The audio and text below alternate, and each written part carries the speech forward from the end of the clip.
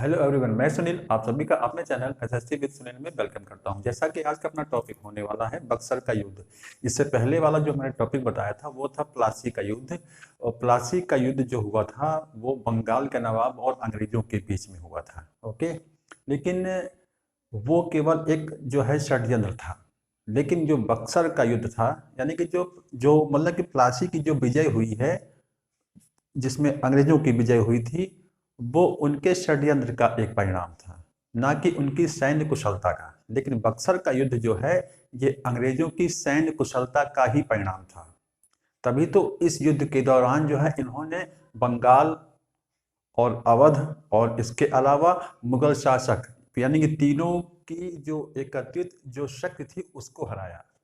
तो किसके बल पर? सैन्य कुशलता के बल पर, है ना। तो और इसी युद्ध के बाद से ही अंग्रेजों की पूरे भारत में कह सकते हैं एक जो है श्रेष्ठता जो है स्थापित हो गई। ओके, तो आज हम इसी के बारे में बात करेंगे। ये युद्ध कब हुआ, कहाँ हुआ, और इस युद्ध में कौन कौन सी शक्तियां थी, और इस युद्ध के बाद जो दो मतलब की संधियां होंगी।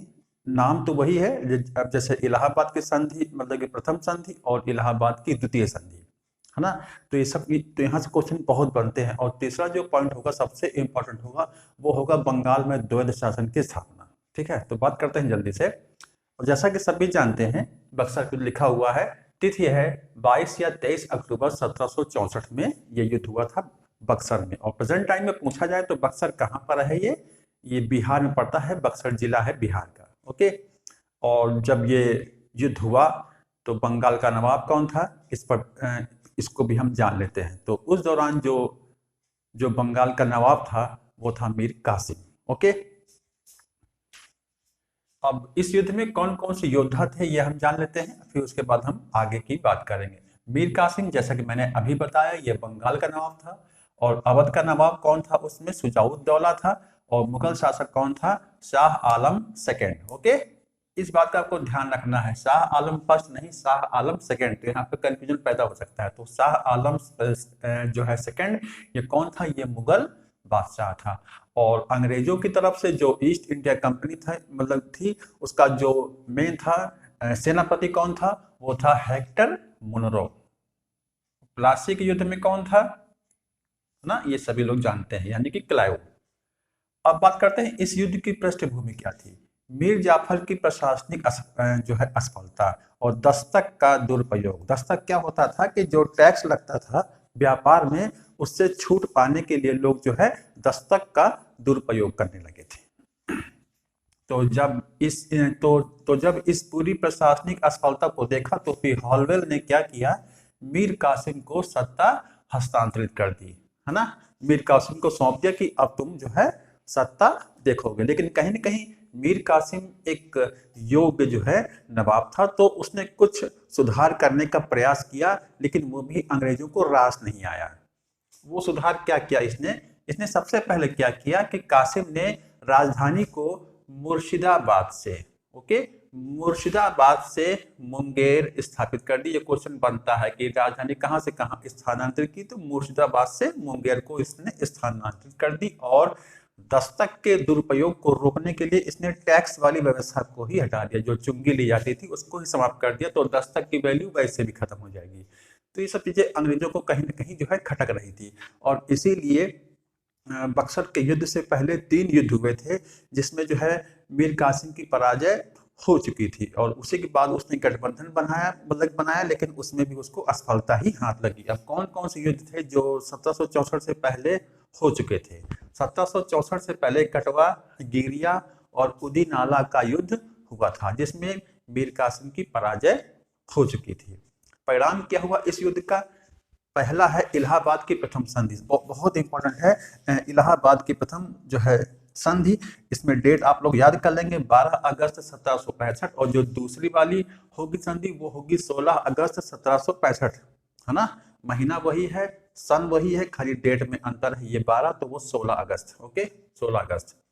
तो इस प्रथम संधि में क्या हुआ था? शाह आलम से बंगाल बिहार और उड़ीसा की दीवानी कंपनी को प्राप्त हुई। ये इंपॉर्टेंट है। दूसरी इंपॉर्टेंट चीज क्या है कि अवध से, यानी कि अवध के जो नवाब हैं शुजाउद्दौला से जो है कड़ा इलाहाबाद ले लिया जाएगा, कंपनी ले लेगी और वो शाह आलम सेकंड को सौंप देगी, यानी कि दे देगी उसको। उसके बाद मुगल सम्राट को 26 लाख रुपए की पेंशन तय कर दी जाएगी। तो इसमें आप लोग को जो फर्स्ट पॉइंट है, बंगाल, बिहार और उड़ीसा की दीवानी किससे प्राप्त हुई, जो है कंपनी को, तो शाह आलम से। तो इसमें कंफ्यूजन हो सकता है, तो कई लोग गलती से मीर कासिम बोल सकते हैं या शुजाउद्दौला भी बोल सकते हैं, तो ऐसा हम लोग को ध्यान रखना है। और अवध से कड़ा और इलाहाबाद प्राप्त हुआ था, ना कि बंगाल से या मुगल शासकों से, तो ये भी आप लोग को ध्यान रखना है। इलाहाबाद की द्वितीय संधि 16 अगस्त 1765 में हो रही है। किसके बीच हुई, रॉबर्ट क्लाइव और शुजाउद्दौला के बीच में, यानी कि अवध के नवाब के बीच में।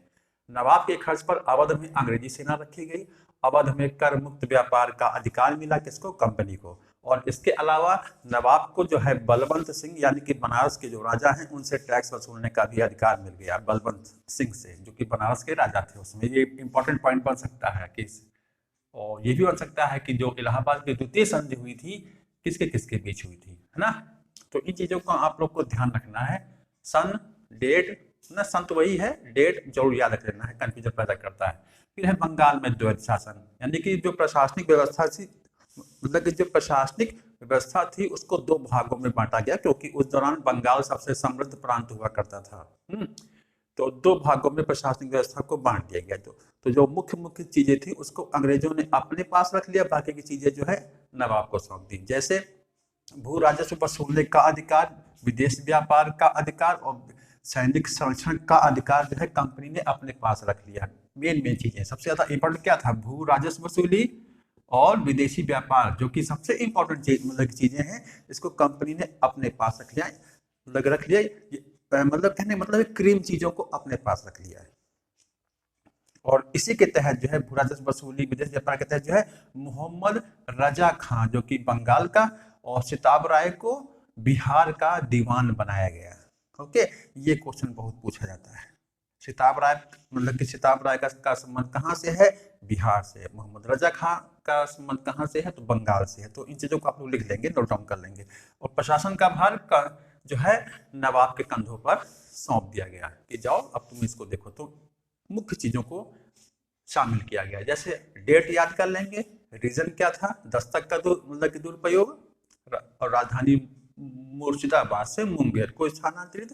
इलाहाबाद की दो संधियां 12 अगस्त 16 अगस्त और द्वैध शासन में मोहम्मद रजा खां और सिताब राय, इनको आप लोग मतलब कि जरूर नोट डाउन कर लें। तो यहाँ से जो है प्रश्न जो है क्वेश्चन वगैरह बहुत पुट अप होते हैं। तो ये था आज का बक्सर का युद्ध, जो कि बहुत ही इंपॉर्टेंट है। इसमें अंग्रेजों की सैन्य कुशलता थी, जिसके बल पर उन्होंने भारत में अपना वर्चस्व स्थापित कर लिया।